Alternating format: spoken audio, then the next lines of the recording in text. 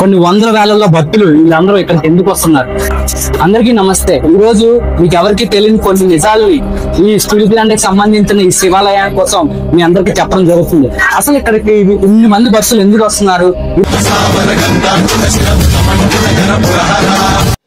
Steel plant లో ఈ గుడి ఎందుకు వచ్చింది అని మీకు తెలియాలనుకుంటే మీ అందరికి ఒక చిన్న పాయింట్ తెలియాలి. ఏదైతే కేంద్ర ప్రభుత్వం ఆంధ్రప్రదేశ్ లో స్టీల్ ప్లాంట్ పెడతాదని ఆమోదం ఇచ్చిందో 64 గ్రామాలు స్వచ్ఛందంగా ఆంధ్రప్రదేశ్ బాగుపడుతుందని, ఆంధ్రప్రదేశ్ లో ఉన్న ప్రజలు బాగుపడతారని, అంతేకాకుండా దీని వల్ల మన దేశం అభివృద్ధి చెందుతుందని ఇక్కడున్న 64 గ్రామాల రైతులు స్వచ్ఛందంగా స్టీల్ ప్లాంట్ కి ఈ భూములు ఇవ్వడం జరిగింది. మన రాష్ట్రం బాగుపడాలి, మన దేశం బాగుపడాలని ఆలోచించిన రైతుల కుటుంబాలు ఇప్పుడు ఎటువంటి పరిస్థితుల్లో ఉన్నాయనేది మనం ముందుకు మనం తెలుసుకుందాం.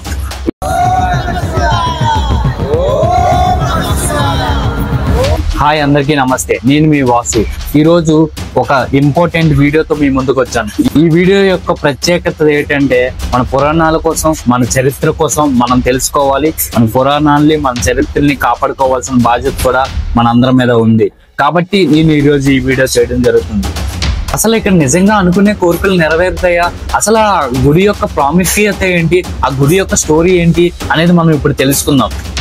అసలు ఈ గుడిని ఎప్పుడు ప్రారంభించారు? 22 మార్చి 1967 ఈ గుడిని ప్రారంభించారు. అప్పటికి మనకి ఇంకా స్టీల్ ప్లాంట్ కూడా రాలేదు. శివుడి యొక్క 19 అవతారాలు ఏంటో మీకు తెలుసా? శివుడిని పంచముఖ శంకరుడు అని ఎందుకు పిలుస్తారో మీకు తెలుసా? శివశక్తి అనేది ప్రత్యేకమైన దర్శనం. అది మన స్టీల్ ప్లాంట్ లో ఉందని ఎంతమందికి తెలుసు? ఈ స్టీల్ ప్లాంట్ లో నిజంగా స్వామివారు వెలిసారని, ఇక్కడికి వచ్చి స్వామివారి దర్శనం చేసుకుంటే అనుకున్న కోరికలన్నీ జరుగుతాయని ఇక్కడున్న ప్రజలందరి యొక్క నమ్మకం.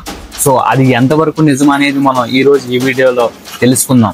అంతకంటే ముందు ఈ గుడి యొక్క చరిత్ర ఏంటి, అసలు ఈ గుడి ఇక్కడ స్టీల్ ప్లాంట్ వద్ద ఎలా వచ్చింది అనేది పాయింట్ టు పాయింట్ మీ అందరికీ చెప్పడం జరుగుతుంది. ముందుకి ఈ వీడియో చాలా ఇంట్రెస్టింగ్ గా ఉండబోతుంది. అసలు ఈ గుడి యొక్క చరిత్ర ఏంటి, ఇక్కడ నిజంగా అనుకునే కోరికలు జరుగుతాయా అనేది మొత్తం ఈ వీడియోలో డిస్కస్ చేద్దాం.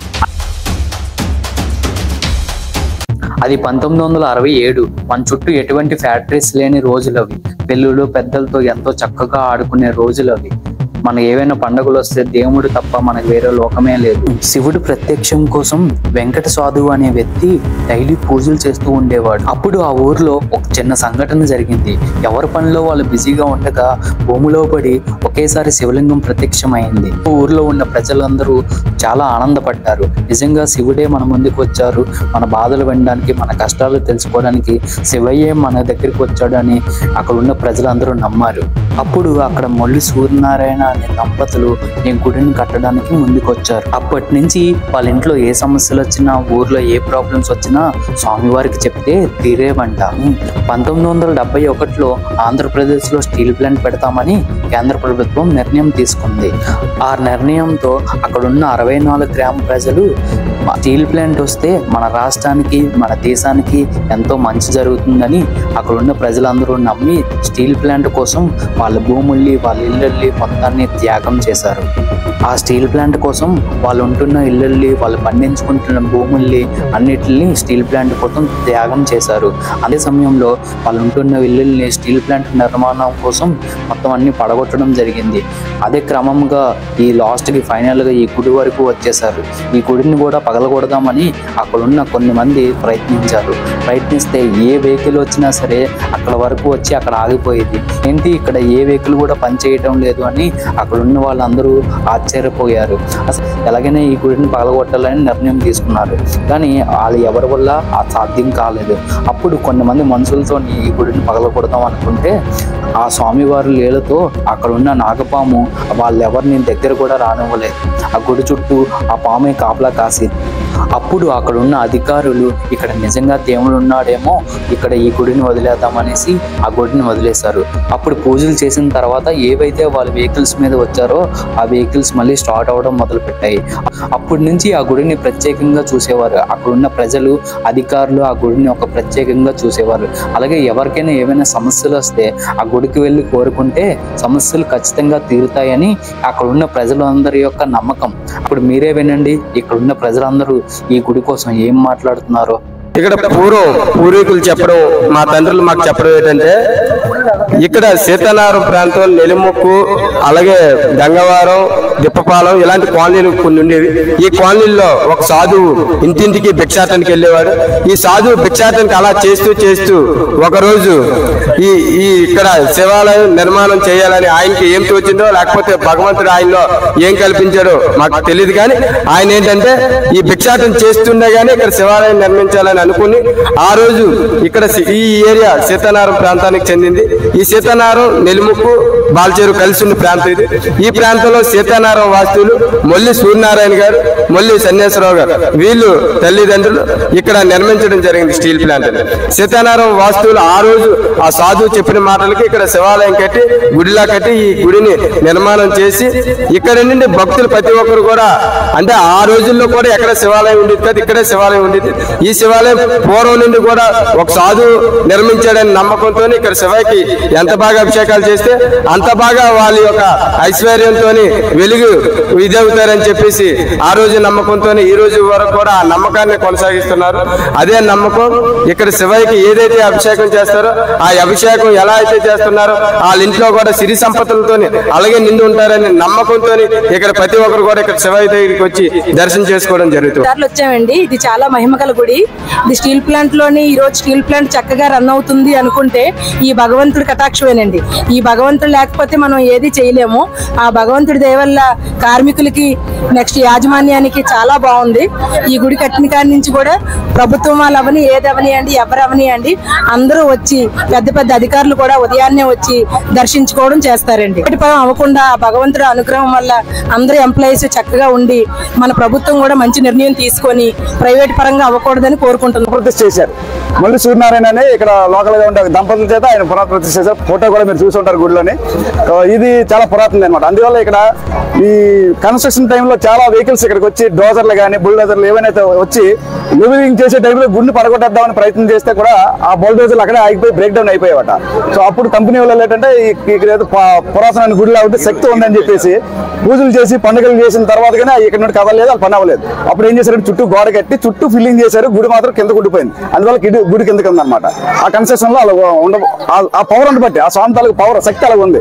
అందువల్ల ఇక్కడ ఎన్నేళ్ళు బట్టి కూడా అలాగ 4వ వారం ప్రతి సంవత్సరం మేము కమిటీ వల్ల వాళ్ళకి భక్తులకి సదుపాయాలు కల్పిస్తున్నాం. మేనేజ్మెంట్ కూడా మాకు సహకరించి సిఎస్ఎఫ్ వాళ్ళు కానీ హోంగార్డులు కానీ చుట్టూ భద్రతా వాళ్ళని ఏర్పరిచి బయట నుండి వచ్చే వాళ్ళు దర్శనం చేసుకుని తిన్నగా బయటకు వెళ్ళేటట్టు, మళ్ళీ ప్లాంట్ లో వెళ్లకుండా ఎటువంటి ప్రమాదం జరగకుండా మా వంతు బాధ్యతగా యాజమాన్యం కానీ కమిటీ కానీ బాధ్యత తీసుకొని భద్రతా ఏర్పాట్లు చేస్తున్నాం. ఇది ఒకటి అప్పికొండ స్వామి ఒకటి పురాతన అనమాట. అప్పుడు మేము పుట్టలేదు, అది చెప్పుకోవాలంటే అదేనమాట. అప్పికొండ ఒకటి ఇది ఒకటి పురాతన ఉంది.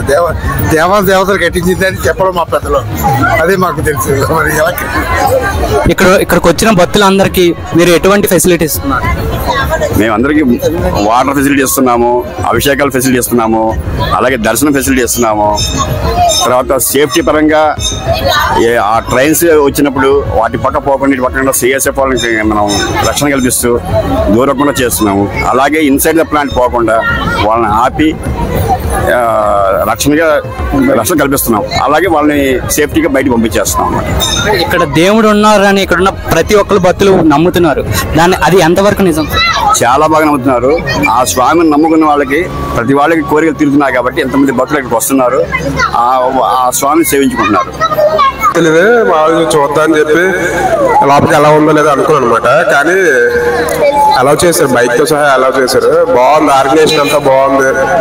నేను యాక్చువల్గా చాలా చోట్ల బొట్టులు పెట్టినందుకు డబ్బులు, అభిషేకం డబ్బులు, దొరికిన దగ్గర డబ్బులు తీసుకుని చెప్పులు పెట్టడానికి డబ్బులు, అలా ప్రతి దగ్గర డబ్బులు తీసుకుంటున్నట్టు నేను చూసాను. కానీ ఇక్కడ మాత్రం అలాంటివి ఏం లేవు. అన్ని ఫ్రీగా చేస్తున్నారు, బాగా నీట్ గా ఉంది. ఆర్గనైజేషన్ కూడా బాగా చేస్తున్నారు. అన్నసమారాధన పెట్టడం అనేది నాకు బాగా నచ్చింది అన్నమాట. చాలా సత్యం ఈ శివాలయము. ఇంతకు ముందు వేరుగా ఉండేది, నీళ్లు ఉండేవి. నేను నీటిలో పాము కూడా వెళ్ళి చుట్టుకుని శివలింగం కూడా చూశాను నేను ఒక సంవత్సరము. ఇదంతా వాటర్ వదిలి ప్లాంట్ అవన్నీ ఆ వాటర్లోంచే వచ్చేవాళ్ళు. కాళ్ళు పెట్టుకొని వచ్చి పాము కూడా చుట్టుకోవడం చూశాను. పాము వచ్చి ఇక్కడ శివలింగానికి పూలు వేస్తే మనం నీటిలో పూలు ఎదిరితే అలా శివలింగం వెళ్ళేది. అలా ఆ టైంలో కూడా నేను వచ్చాను. ఇప్పుడు ఇలా డెవలప్ అయింది, అంత బాగుంది. ఇక్కడ అనుకుని అన్ని జరుగుతాయి. నమస్తే పంతులు గారు. ఓం నమస్తే. అసలు ఇక్కడ ఇన్ని మంది భక్తులు ఎందుకు వస్తున్నారు? అసలు ఈ గుడి యొక్క చరిత్ర ఏంటి? ఇది 1969లో ప్రతిష్ఠ చేశారు. ఇది స్వయంభూగా వలసిన కిందని ఒక 20 అడుగుల దూరంలో, అంటే కిందని భూమిలో ఉంది. అది ఒక సాధువు గారు కాశీ నుంచి వచ్చి ఇక్కడ ఈ స్థలంలో ఒక శివలింగం అందులో ఉంది. దాన్ని అందరూ గ్రామస్తులందరూ కలిసి దాన్ని బయటకు తీసి ప్రతిష్ఠ చేయాలని చెప్పారు. చెప్పగానే వాళ్ళందరూ విని ఆ 60 ఏళ్ళలో ఒకరోజు ఏకాదశి నాడు ఈ కార్తీక మాసంలో దాన్ని లోపలిగా తవ్వుతుంటే శివలింగం స్వయంభూగా వెలిసి ఉంది. అదే శ్రీ శ్రీ పర్వతవర్ధిని సమేత రామలింగేశ్వర స్వామి పార్వతీదేవితో కలిపి ఉండడం ఇక్కడే ఉంది. ఈ పెదగంటారది గ్రామంలో చుట్టూ గ్రామాలు ఉండేవి. ఈ పక్కనే ఒక సంత జరిగేది. అప్పుడు స్వయంభూగా వెలిసి అందరికీ అప్పటి నుంచి ఈ స్వామి వారిని ఎవరైతే మనస్ఫూర్తిగా మొక్కుకుంటారో, ఏ కోరిక కోరుకుంటారో వాళ్ళకి సర్వదా త్వరలోనే వారి కోరికలు నెరవేరుతాయి. అందుకని ప్రతి సంవత్సరం కూడా కార్తీక మాసంలో స్టీల్ ప్లాంట్ కూడా కాపాడింది ఈ సోమేశ్వర స్వామి అని నాకు నమ్మకం. ఈ కార్తీక మాసం అంతా చక్కగా ఉండాలని, ఎంతో చక్కగా ఈ కార్తీక మాసం చేసినందుకు, ఈ గుడికి వచ్చినందుకు చాలా బాగుందని కోరుకుంటే ఎంత చాలు. ఓం నమ శివాయ. ఈ గుడి విశాఖపట్నం స్టీల్ ప్లాంట్లో, అలాగే బీసీ గేట్ పక్కన లోపల స్థిరపడింది. ఇది పూర్వీకులు 500 సంవత్సరాల క్రితం స్థాపించినటువంటి గుడి. ఇది ఇక్కడ లక్షలాది మంది భక్తులు ఈ స్టీల్ ప్లాంట్ బీసీ గేట్ దగ్గరికి రావడం జరుగుతుంది. ఈ 4 వారాల్లో లాస్ట్ వారం అనగా 4వ వారం నాడు అన్న సమారాధన, అలాగే ఈ భక్తులకి అన్ని విధాలుగా సౌకర్యాలు కల్పిస్తూ ఇక్కడ ఉన్నటువంటి కమిటీ మెంబర్స్ అందరూ కూడా సహాయ సహకారాలు అందించడం వలన వాళ్ళందరికీ కూడా ఇక్కడ భక్తులందరూ కూడా వాళ్ళకి సపోర్ట్గా ఉన్నాము.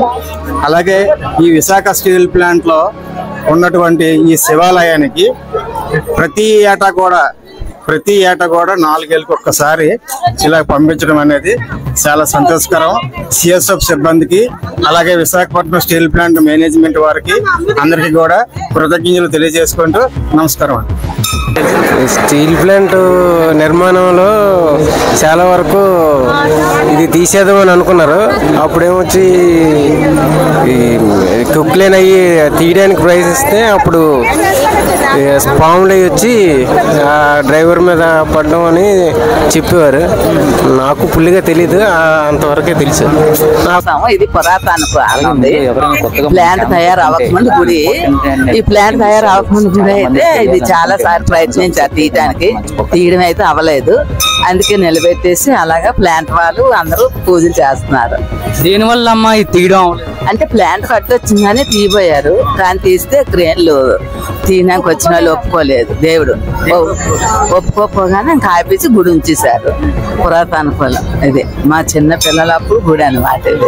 ఇది బాల్చారు అనేవారు. గ్రామాలకి ఇదే గుడి. అందరు ఇక్కడికే వచ్చే, ఇప్పుడు ప్రతి ఇయర్ ఇక్కడ ఇలానే ఉంటది క్రౌడ్.